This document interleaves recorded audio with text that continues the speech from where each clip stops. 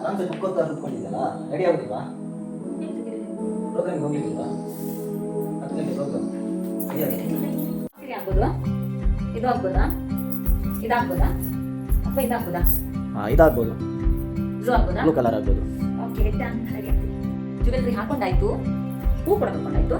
So ಈಗ ಬಾಕಿ ಇರೋದು ಮೇಕಪ್.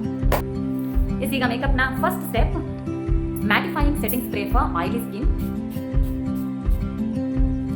ಫೇಸಸ್ ಕೆನಡಾದವರ all day hydra matte foundation instantly fixes uneven skin tone with full coverages. So ನೀಟಾಗಿ ಕೊಡ್ತಾ ಇದು.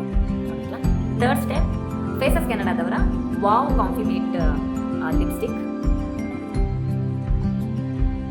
ಆ್ಯಂಡ್ ಐ ಶ್ಯಾಡೋ ಆಗಿ ಕೂಡ ಬ್ಲಷರ್ ಆಗಿ ಕೂಡ ಇದನ್ನು ಯೂಸ್ ಮಾಡಿದ್ದೀನಿ. ಸೊ ಇದು 3-in-1 ಅಂತ ಹೇಳ್ಬೋದು. ಫೈನಲ್ ಸ್ಟೆಪ್ ಎಗೇನ್ ಈ ಮೇಕಪ್ ಫಿಕ್ಸರ್ನ ಫಿಕ್ಸ್ ಮಾಡಿ. ಈಗ ಮೇಕಪ್ ಎಷ್ಟು ಹೈಡ್ರೇಟಿಂಗ್ ಆಗಿದೆ ಅಂತ ಟೆಸ್ಟ್ ಮಾಡೋಣ. ಟಿಶ್ಯೂ ತಗೋತಾ ಇದ್ದೀನಿ.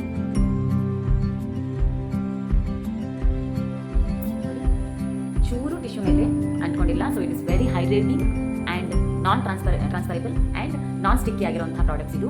ಸೊ ನಾನಿವತ್ತು ಬಳಸಿರುವಂತಹ ಮೇಕಪ್ ಪ್ರಾಡಕ್ಟ್ಸ್ನ ಪರ್ಚೇಸ್ ಮಾಡಬೇಕು ಅಂದರೆ ನೀವು ಫ್ಲಿಪ್ಕಾರ್ಟ್, ಅಮೆಝಾನ್, ನೈಕಾ, ಪರ್ಪಲ್ನಲ್ಲೂ ಪರ್ಚೇಸ್ ಮಾಡ್ಬೋದು. ಇಲ್ಲಾಂದರೆ ಈ QR ಕೋಡ್ನ ಸ್ಕ್ಯಾನ್ ಮಾಡ್ಬೋದು.